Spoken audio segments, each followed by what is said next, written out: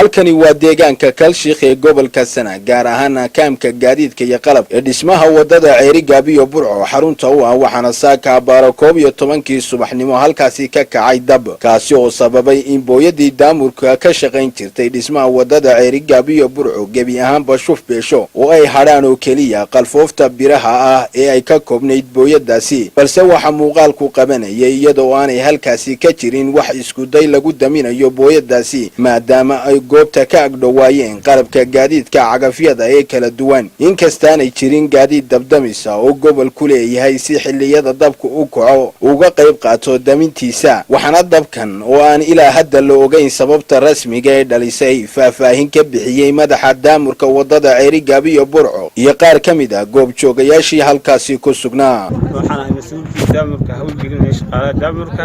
marka shil baa si fudud nagu helay oo al ilaahay sahlay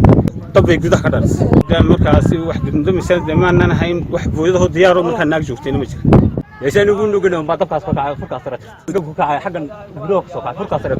dhanka kalena maraan isku daynay inaan wax ka weydiino qaar kamid ah mas'uuliyiinta wadada Ceerigaabo oo halkaasi soo gaaray ayaa gebi ahaanba ka gaabsaday inay ka jawaabaan isla markaasina wax faahfaahin ka bixiyaan khasaaraha uu dabkaasi geystay si kastaba ahaatee booyada daamurka ee maanta shuf beeshay ayaa ahayd booyada kaliya ee haatan sida rasmiga uga shaqaysa dhismaha laamiga wadada Ceerigaabo iyo Burco hase yeeshee waxaan la garanayn booyada bedeli doonta shaqadii ay haysay booyadii hore maadaama oo aanay jirin booyad kale kaydka ku jirta si ay shaqadu u sii socoto balse waxa maanta istaagtay gebi ahaanba shaqadii booyadaasi haysay oo ahayd dhigidda daamurka laamiga wadada Ceerigaabo iyo Burco. Cabdiraxmaan Axmed Star TV